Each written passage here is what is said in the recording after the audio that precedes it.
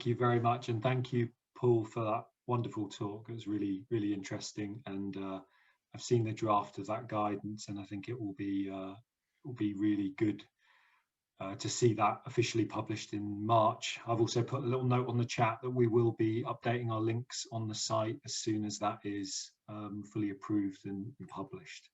And thanks again. Right, so now I'm going to talk to you about our local data and basically the foundation of the project.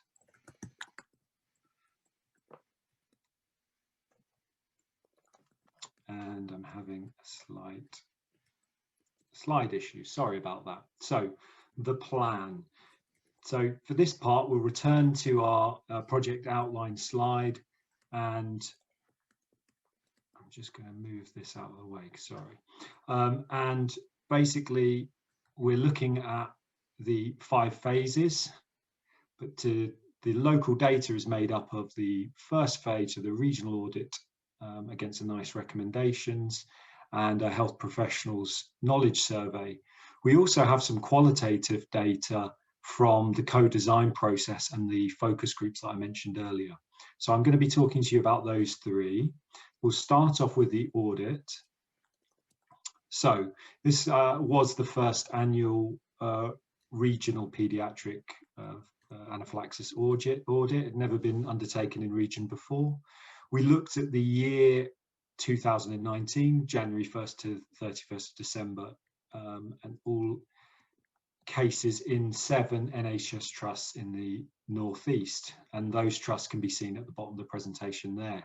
It's a real testament, and it was lovely to be part of such a widespread collaboration between organisations. You can see on the right of the screen that we had a good distribution of cases in each of the organisations. The audit was a retrospective case notes exercise, but also used some electronic records, especially in those trusts where we're paper light or paperless. All cases of paediatric anaphylaxis that were coded were included in the audit, and that totaled over that year period 75 cases, which was a really good number given that I'd previously done a 5-year audit in a single centre and seen data from other 5-year audits. We were never achieving that many cases. The process compared the clinical care that was delivered against the NICE guidance, the clinical guidance 134 recommendations, which I'm sure you're all fully aware of. I'll just remind you what that guidance is. So it's an anaphylaxis assessment and referral after emergency treatment, and the current Resus Council guidance has some updates that were done a few years back based on this guidance as well. I'm not going to go through all the recommendations, but I'm give you a flavour of the type of kind of information we gathered from this process. So audit findings. There was some good practice, so that was nice to see.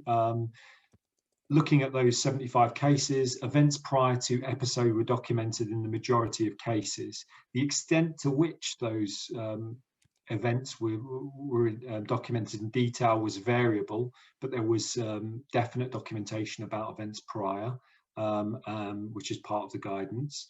The majority of patients were referred appropriately to allergy services upon discharge, with only 2% not being referred who should have been referred. And finally, the majority of patients were admitted for an appropriate period of observation, taking into account this NICE guidance and also the Resus Council guidance. So the slide that I really want to talk to you about, and probably the biggest thing for me that came out of this audit, was the education of patients and their families at discharge, which is something that I'd seen recurrently in my other audits. So it really start kind of set of data there, with only about 2/3 of patients being given any documentation of any discharge information.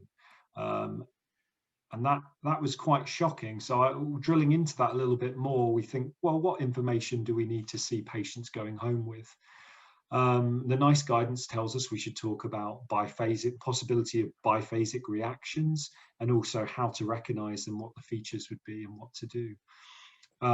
Mainstay of further care really is allergy avoidance, and we should talk about that prior to discharge and educate parents on if there was a implicated trigger for the reaction, how we could best avoid them and how important it is to avoid them, to avoid anaphylaxis occurring again.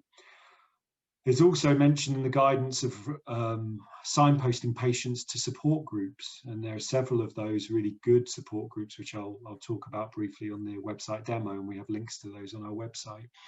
And finally, all patients receive a personalised allergy action plan, and there's a lovely national action plan that nearly all places across the country are using, the RCPCH BSACI allergy action plans for patients who've had any allergic reaction, but in particular those who need adrenaline auto-injectors.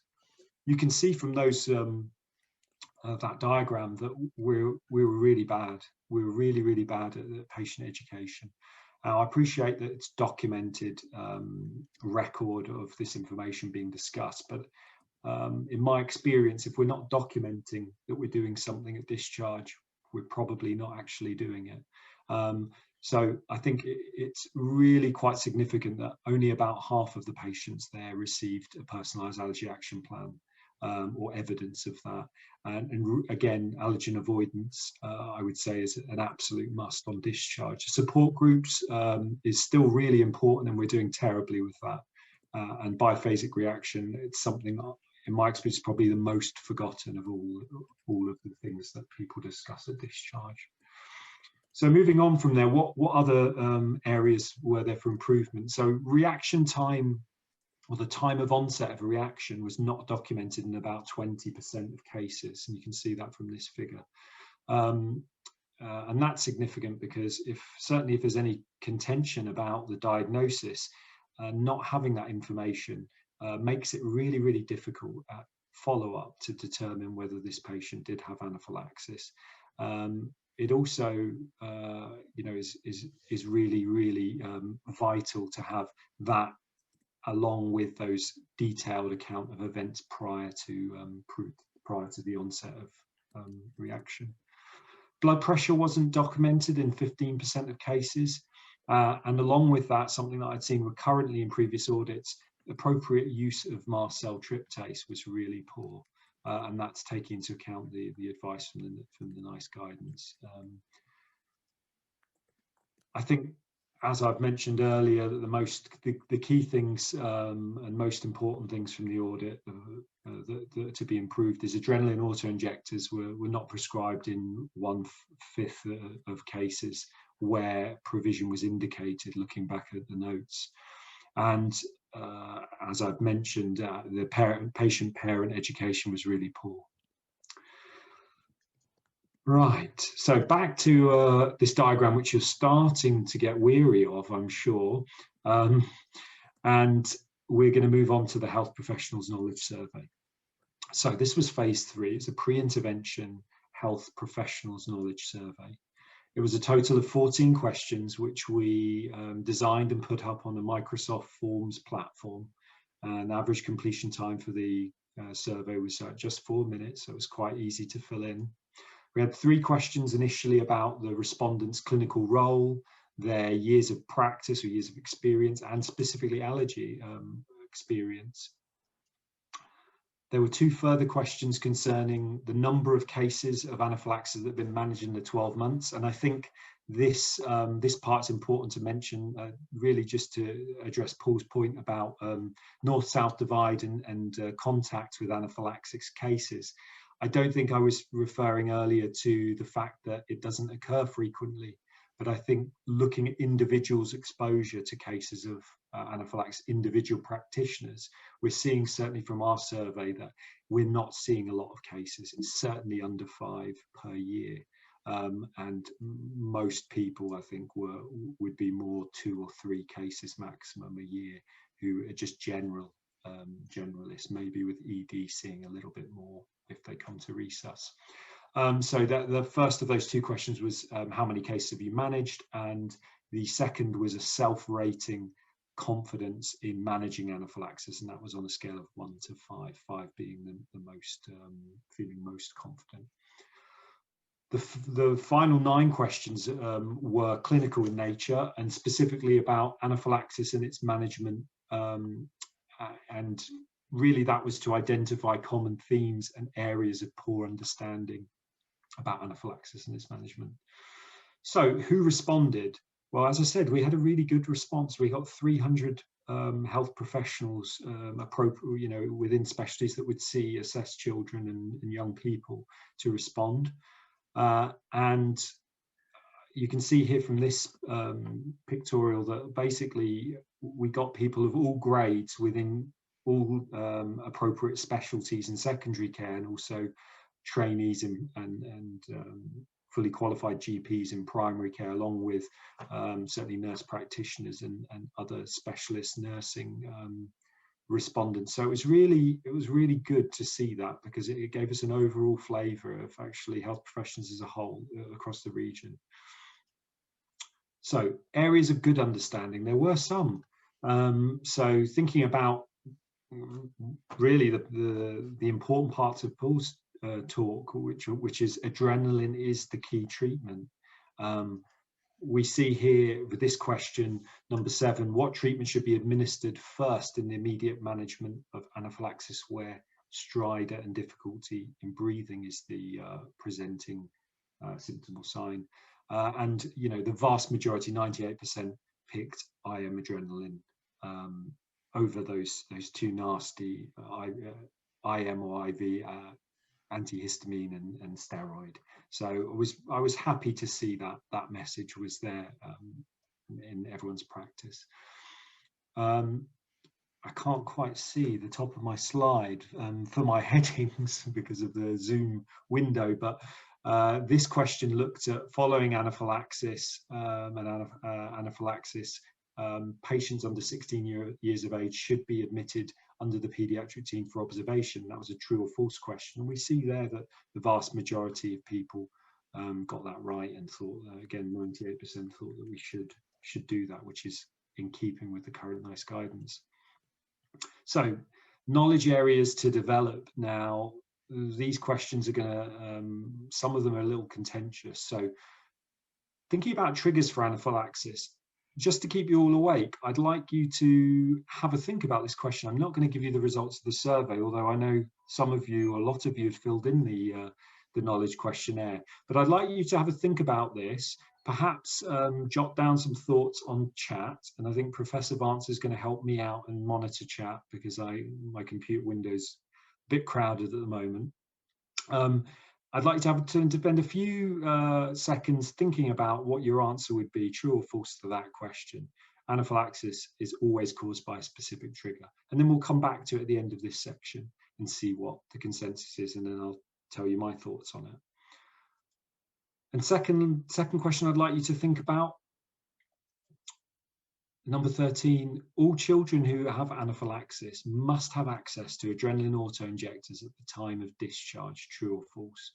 And this is another one where there might be some debate, but again, please just put your thoughts on chat, and we'll pick those up just at the end of the section in just a couple of minutes. So, recognition of anaphylaxis.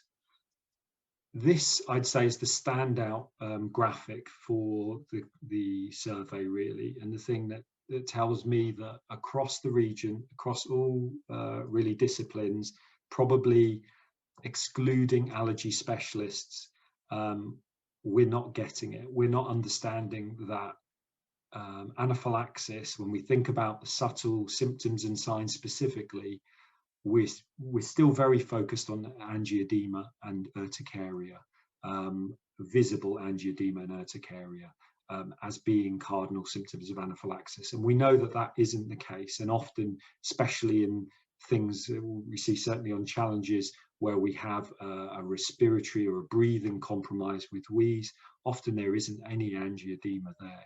There may not be any urticaria, but certainly there's some life-threatening breathing problem that needs to be dealt with with, in the first instance, adrenaline. So that was really stark, and to see that persistent cough had such a low response rate, really just 10% of respondents thinking persistent cough is an issue and a cardinal symptom of anaphylaxis. And then also hoarse voice, which would indicate possible laryngeal edema and airway compromise, again really poorly picked up there. And this heavy focus on the kind of Google Images kind of definition of a severe allergic reaction or a serious allergic reaction. So it's important for us to know that, rather than just to criticize all of us. I think it's really important to know that, because then that has been able to direct me and the team in designing resources to improve clinician knowledge. And I'm really hoping that when we do the post-implementation period evaluation exercises, we'll see a great improvement in clinicians' knowledge across the region. That would be the hope. Right, we're going to go back to those two questions that I mentioned. We'll start off with the triggers question, which was anaphylaxis is always caused by a specific trigger. So Professor Vance, what did we have on chat there? Sorry, I haven't got it in front of me. Andrew, everyone was a little bit shy on this question, but we could pick on someone. No, we won't. There's lots of chat in the chat box, but I would just, you go ahead and give the. I'm going to go ahead then. Yeah. So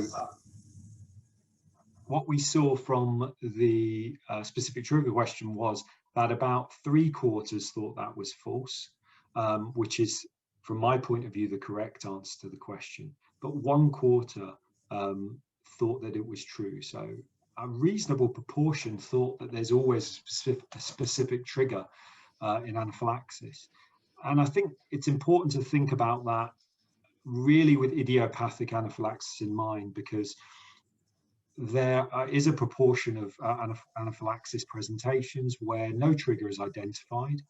Perhaps you could say that from a patient's point of view, those with a diagnosis of idiopathic anaphylaxis maybe have the most fear about having a further reaction, because they can't identify what they must avoid in future.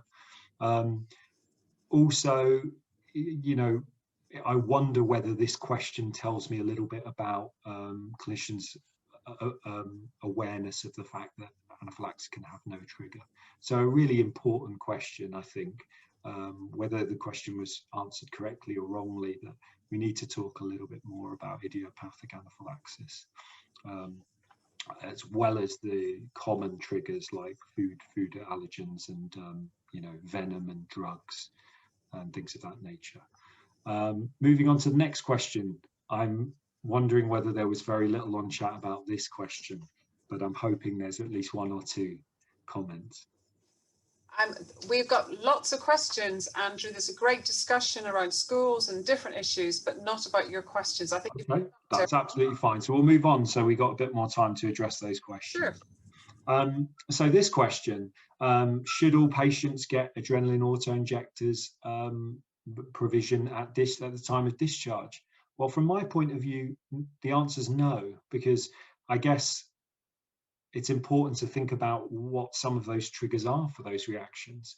So just thinking about a couple of cases from our cohort of 75, if you've had a drug reaction in theatre to an anaesthetic, there's absolutely no relevance to provide a patient with an adrenaline autoinjector on discharge. The mainstay, the absolute key point to do at point of discharge is allergen avoidance, and that would be giving the patient the correct information about what they need to avoid and the measures they need to take to make sure that when they come into healthcare situations that they're not exposed to that implicated allergen again. I appreciate that sometimes acutely that's not 100% known as to what the exact allergen is, but again, if they're in theatre and they've been given several drugs and we need to pick apart which was the trigger, there's no need to give them an adrenaline auto-injector. I think that actually just heightens anxiety and doesn't have any role outwith of the hospital environment. The other instance, which is a bit more common, is anaphylactic reactions to immunizations.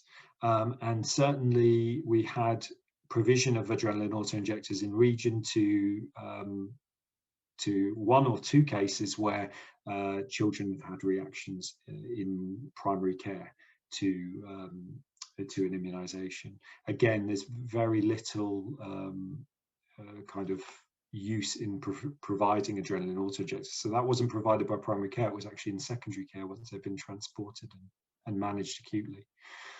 So moving on, the key findings of the survey: there was a good understanding that IM adrenaline is a first-line treatment. Majority of health professionals were aware that under 16s need to be admitted under the paediatric team for observation following anaphylaxis. But there was poor understanding about symptoms and signs that indicate anaphylaxis, which was really key.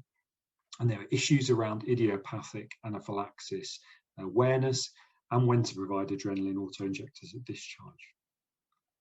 So once again, back to this diagram. We're going to now talk about the website development co-design process and the focus group feedback that we got. So again, this was stakeholders. We held resource development focus groups throughout phase 2 of the project. They were both face-to-face and virtual. We held them with primary care health professionals, so multiple practices were involved in that.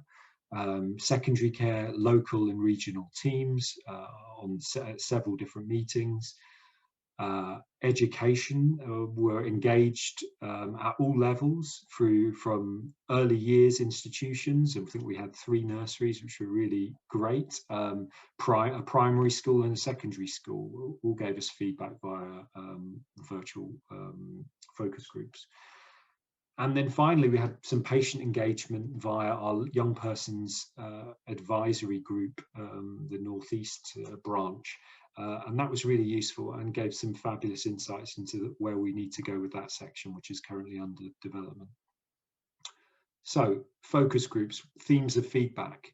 Primary care, they wanted video resources. They wanted video resources that might help them with learning about how to manage anaphylaxis in their own practice. And they also wanted setting-specific treatment pathways. Secondary care, there was a heavy emphasis on a discharge checklist, also emphasis on the patient education information, and also how and when to measure mast cell tryptase, so the intervals, and in what patients they should measure it. Education, well, specifically, I think schools, both primary and secondary, were interested in having best practice checklists to make sure that they were doing the right things with regards to children with allergies that they educate and look after. They also want some information on allergy action plans and what they look like, how to use them, and what type of children would have them. And they also were interested in training links specifically for those in education and those in catering for within education. Patients, the young people really wanted links to high quality online resources and support organizations.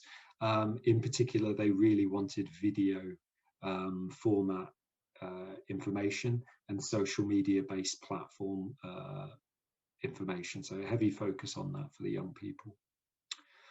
So key target areas for the website and resources based on the 3 types of data information we've obtained. Health professionals, I'll summarize in a couple of columns.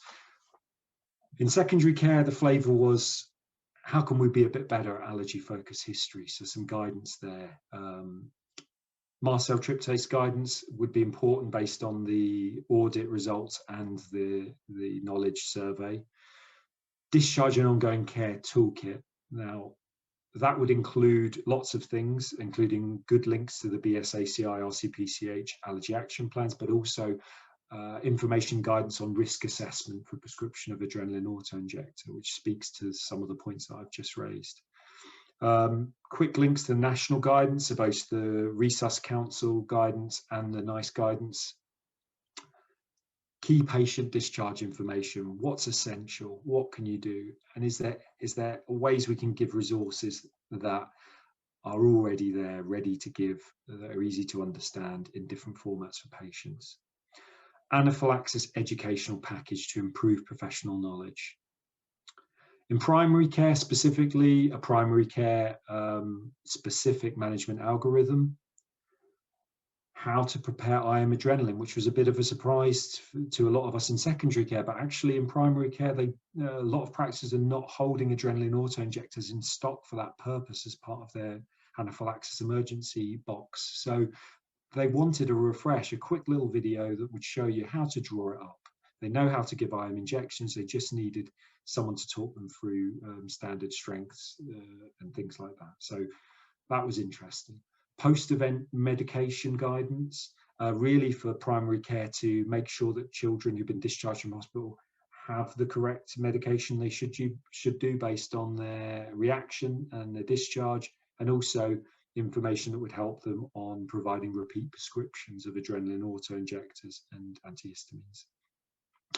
They wanted some vaccination and anaphylaxis specific information, which there is some out there available. BSACR have a lot of that, but we thought that we would put together a document that would maybe include some of the newer vaccines that are coming out, as there's a lot of information, a lot of anxiety and focus in the media about that.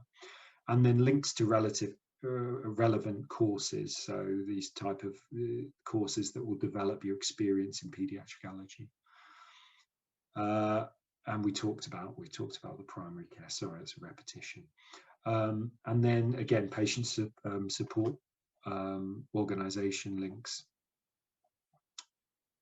So education institutions, they wanted posters for emergency situations, how to deliver adrenaline auto-injectors specifically.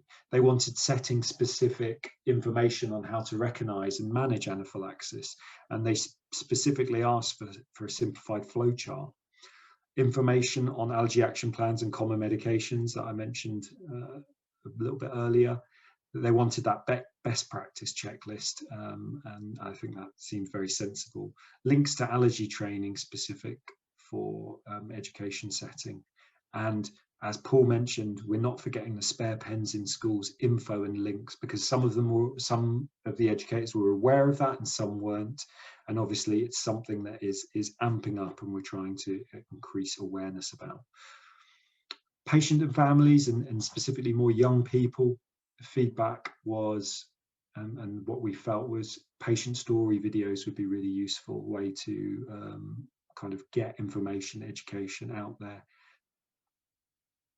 Web links, social media, mobile app links, and where to get them and what the good ones were also a big feature. Dietary information for those with anaphylaxis to food triggers, and how avoidance, how important avoidance is, and how to keep yourself safe, avoiding food triggers in particular. Links to adrenaline auto-injector instruction videos, and learning packages for living with anaphylaxis. So I've rushed through that last bit, but really it's just to get to these questions before I show you the website itself. So Professor Vance, do you want to lead off with the question list? So I think there's been a really super discussion, and thank you for Paul for facilitating a lot of questions around his talk. We have one question that's just come in, which we'll come back to in a moment. But Paul, I'm also going to direct, just mindful of time, that we want people to leave by 7 tonight as planned. And it'd be good to have a little bit of discussion after your video to get some feedback on the site.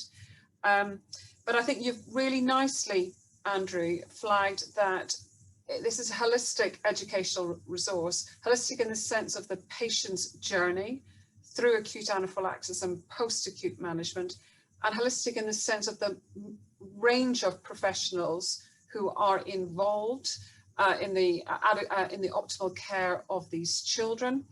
And you've sought advice beautifully from the respective stakeholder groups. And I just want to pay particular thanks to our patient stories. And I'm just looking at Neve and Louise for contributing to the patient story this evening. So thank you very much for doing that. It was super appreciated.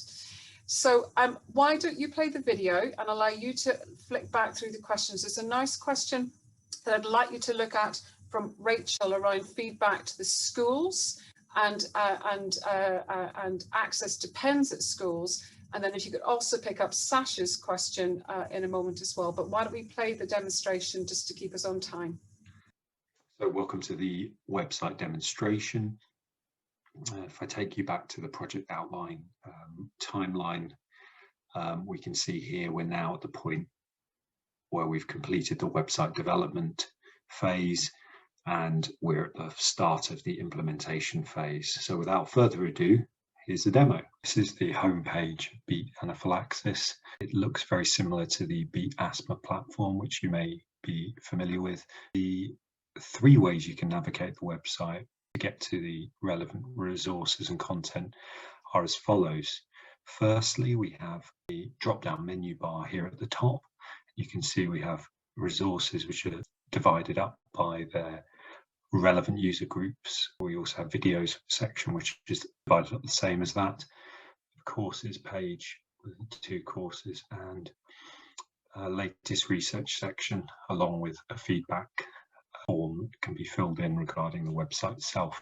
The second way of navigating specifically to the resources for the various users is via this photo bar.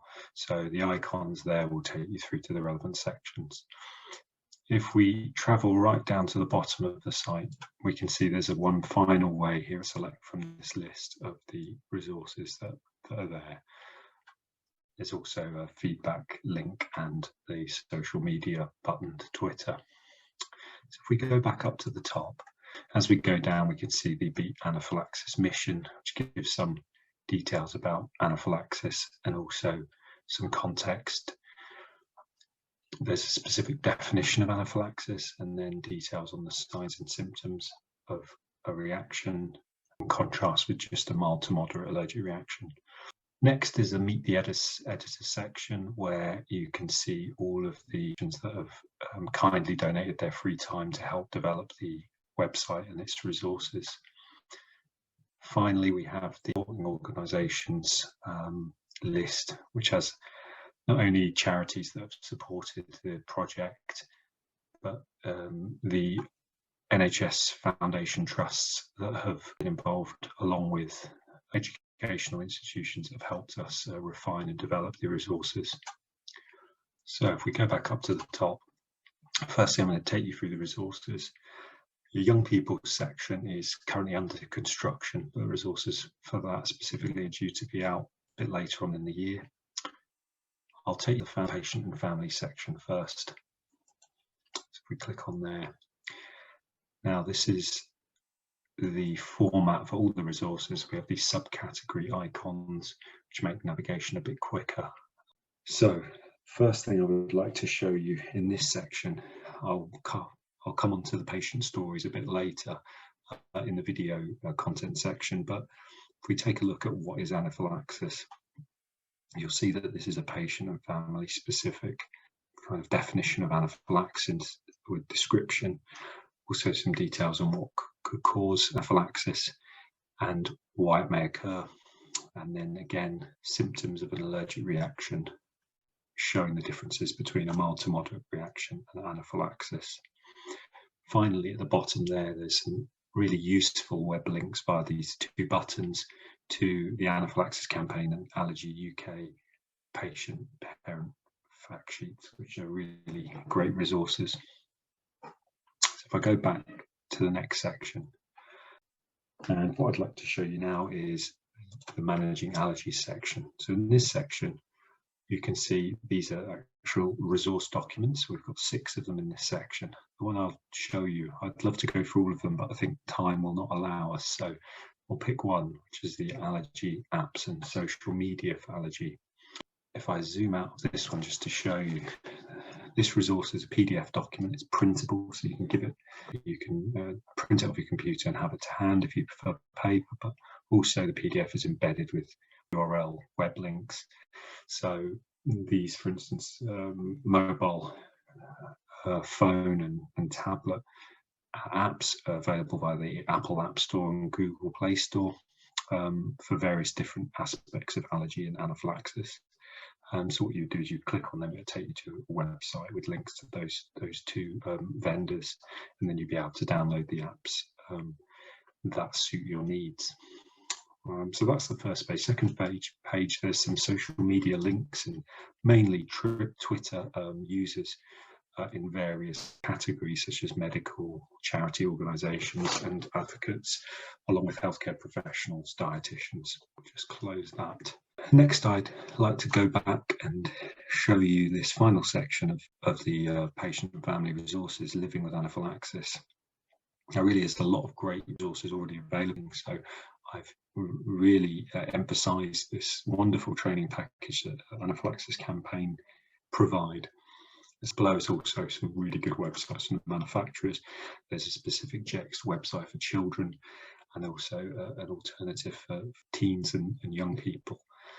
And then there's the EpiPen website as well. So the button links there will take you to those sites. We're going to use the drop down now, and I'm going to move on to the next section, which is schools and early years. So again, you see the format we have here with the categories that we use. I'd like to take you to the managing allergies icon and just show you this section. So here we have really nice resources for things like allergy action plans, giving information to educators in early years and school settings about allergy action plans which children with allergies should have. I'll just close that and go back. The next document I'd like to show you, Managing Allergic Children in Schools Best Practice Checklist. This is a document which has been signed by a colleague who had a background in school nursing, and a lot of hard work's gone into this, and we've been able to refine it with help from our focus groups with educators in primary and secondary and early year institutions, based on the following source guidance, and also includes the Spare Pens in Schools initiative. So we'll go back out to the main section index, and next I'll take you to allergic emergencies. So this section has some posters from the manufacturers of the adrenal auto-injectors, both EpiPen and Jext, could be put up in educational settings where first aid might be administered in the event of an allergic reaction. I'd like to show you the Managing Anaphylaxis flowchart, which has been designed by another colleague I have who also has a background in school nursing, and it's based on the BSACI RCPCH personalised allergy action plan algorithms. You can see they're very straightforward, talks about recognition of symptoms and signs that might indicate anaphylaxis as opposed to a mild to moderate reaction, and also clear step-by-step action to be taken. I'll close that now. Also, we have the two manufacturer of adrenal auto-injector website link buttons at the bottom there, which are really useful and have some kind of institution professional based learning as well as patient and family information. Next section we'll go to is primary health professionals. First of all, the difference between this section would be that we have medical guidance here, tabs here at the top, both the Resus Council UK guidance, which is due to be updated this year, and there's a draft at the moment, but this is the current guidance tab, and then the nice clinical guidance 134, which talks about managing anaphylaxis in both under 16s and over 16s. Looking specifically at the icon index, I'd like to take you through to acute management tools. So in the acute management tools, we have here a link to a video demonstration of how to draw up IM adrenaline from an adrenaline vial, which is a resource which was specifically requested by primary care in several focus groups we had during design of the resources. It also features in obviously the video content resources. I want to show you the algorithm specific for management of anaphylaxis in primary care, and this was designed by two exceptional GP trainees that I'm currently working with, who put a lot of effort into to make this very simplified but useful guidance which could be accessed quickly. Talks a little bit about recognition and the key things to do and when to do them, also the type of equipment that should be present in a general practice setting, talking also about doses of adrenaline that need to be administered IM, because often that's done with a needle and syringe and an adrenaline vial rather than an adrenaline auto injector. So many thanks to Saad Abdullah and Mark McMahon for authoring this resource. Next thing I'd like to show you, if we go back to the section menu, is the post-acute management tools. Again, these guidance tabs feature throughout the primary and secondary care resource subsections. Really, the main emphasis on this section is the BSACI RCPCH allergy action plan links, and this button here will take you to the BSACI webpage containing the three different up-to-date types of personalised allergy action plan. Alongside them, it seems sensible to have links to both of those manufacturer websites for further information and video content. I'd like to show you the risk assessment document, which was created by my learned paediatric trainee colleagues based at Great North Children's Hospital, Dr. Rachel Lee. And she spent a lot of time looking at current evidence and coming up with sensible rationale for risk assessment and then the key indications for prescribing an adrenaline autoinjector. I'll just close that. I'll go back here. The next thing I'd like to show you, if we go back to the submenu, is vaccinations. Now, this is a very topical issue at the moment, and so we thought it would be really pertinent to have it included in the site. So we've got some really good guidance here, which is brand new from the Resus Council, published just at the end of last year. We also have a specific document produced by one of our colleagues from North Tees, Dr. Rumful, and this is a really nice two-page document talking specifically about concerns about vaccinations and anaphylaxis, which is a common topic that's brought up both in primary and secondary care. We have specific information on MMR vaccination and in particular its relationship to egg allergy and anaphylaxis to egg. Much the same with flu vaccination, and then a little bit on the yellow fever vaccination, and then some fairly up-to-date information on the COVID vaccine, which I know is very, very high profile in the media at present.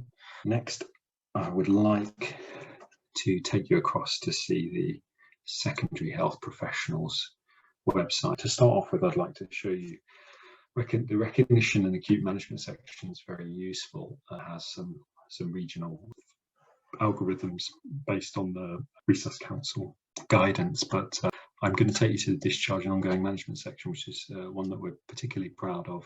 Again, very similar to primary care section, same name.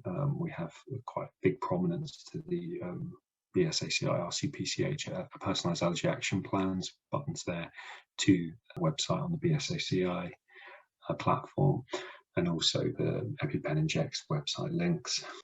The specific resource I'd like to show you is the Anaphylaxis Discharge and Proforma checklist. This is one of the most extensive pieces of documentation that's on the site. It has information about grading of the allergic reaction. Also talks about discharge medications and what they are going home with, what perhaps they should go home with. And then I have a checklist on the back that looks at all the key areas of patient education and training in particular. And obviously this can form a clinical documentation to go into the notes. The next thing I would like to show you is something quite bespoke for the website. It's a local allergy team referral tool, and one of our colleagues at the Great North Children's brought up a very valid point that sometimes when patients attend secondary care, they may not be in their own area, and actually knowing which allergy service to refer them to could be made easier. So what we've done is designed a Google Maps based tool primary and secondary health professionals can use in the non-acute part of the management to determine where their allergy team follow-up will be. So what you do is you pop your patient postcode into there. So we're going to go, we'll put an example postcode in, and what will happen is it will bring up some pins on the map. So we can see that 4.38 miles away we have the closest of the allergy teams, which would be based at University Hospital North Durham. So you get kind of 4 options of the nearest one. You can, going back to the subsection menu again, we could then move on to another bespoke feature of this website.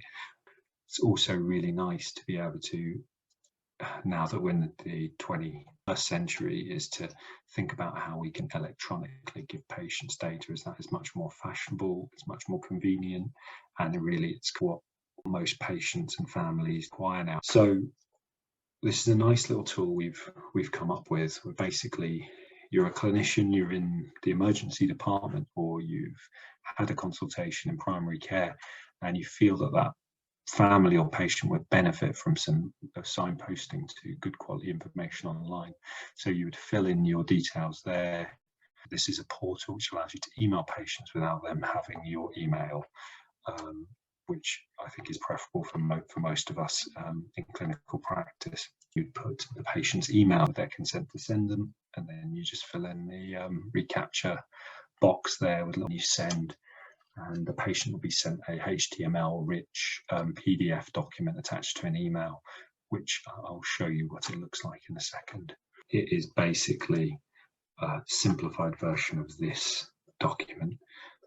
And so it has, first and foremost, a link to this website, which patients can then use and view all of the resources relevant to them, organisations, and you can see that there are hyperlinks embedded in this email, so it's very easy even on a mobile phone to open this PDF and just click on the links and take you through, no cutting and pasting required.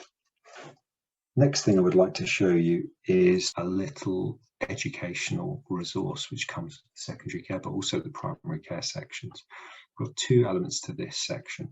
One is the sim video resources, which I'll go through in the video section demo, but I want to show you this quick anaphylaxis knowledge refresh.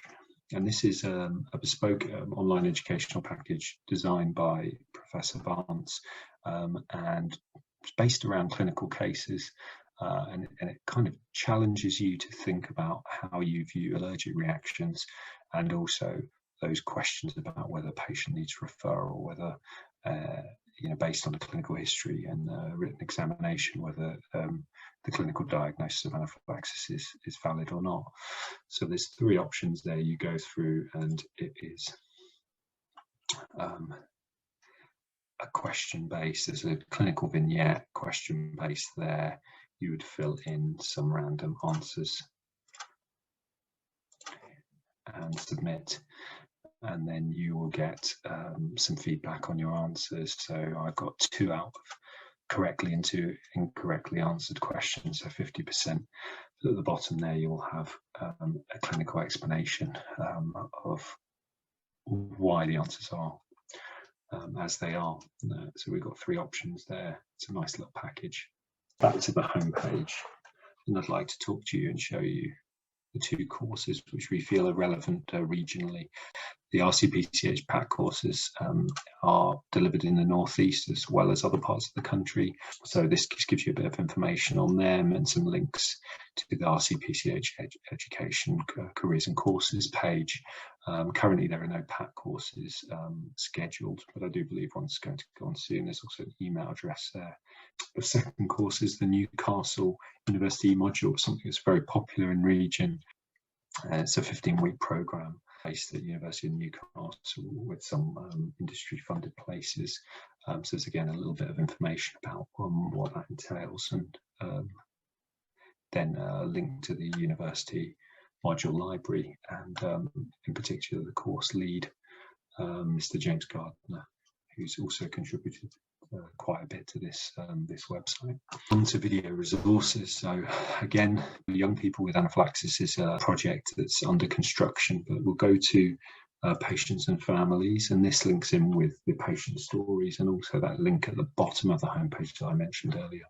So if I click on that, take you through to our patient stories page. At the moment we've got our first patient story on there with more to follow. That's split into 2 sections. You can see here, first part 1, we've got a little time index there in case you want to skip ahead to kind of things that jump out at you, and then part 2 again, a little kind of schedule. Moving through to primary health professionals, again, we have a link to the How to Prepare IM Adrenaline video.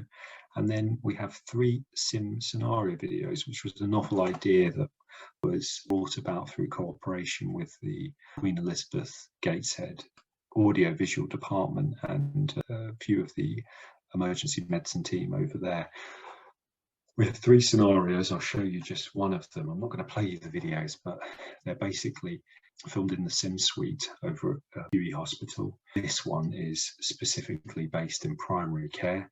The vignette is very primary care focused. It's following an immunisation, and it also has a really nice little embedded education package to go along with the video. So you can, on a desktop computer, you can view the video in YouTube whilst keeping this page open. So in the same window, and you can be prompted by the questions and answer them as you watch. That's the primary care scenario. We've got one for inpatient scenario, and finally we have sim video 3, which is more of an ED department resus arrival. The secondary health professional video is much the same with those 3. We should also see in the coming weeks more patient stories videos visible throughout all of these sections, because again they're useful to all of us. Moving swiftly on to the latest research. This is a section which has been authored by Dr. Louise Michaelis of Great North Children's Hospital Allergy Team, and she's done a really wonderful job putting together some anaphylaxis specific summaries of latest research, but also some region specific clinical trial stuff and some other useful resources with references and hyperlinks to those papers that are available for open access, and then some details of guidelines and task force. Finally, the feedback tab, which I mentioned before. So this is a way that any user, clinician, educator, patient, parent, young person can use to get in touch with us and talk about why they visited the site, what their background is, but also, you know, give us feedback about specific problems, issues with the website, but also just general feedback on specific resources or suggestions for improvements. So that concludes the demonstration. Many thanks for listening.